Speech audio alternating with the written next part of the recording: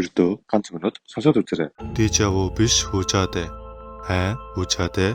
Бид бүхэн дежаву гэж мэддэг. Франц хэлээр аль хэдийн үдсэн гэсэн үг ба дежаву гэдэг нь ямар нэгэн үйл явдал болоход тэр үйл явдал өмнө нь тохиолдож байсан ч юм шиг эсвэл далд тохомсор болон зүүдэндээ урьдчилж харж байсан ч юм шиг үзэгдлийг хэлдэг. Тэгвэл үжаадэ гэж юу вэ гэж үү?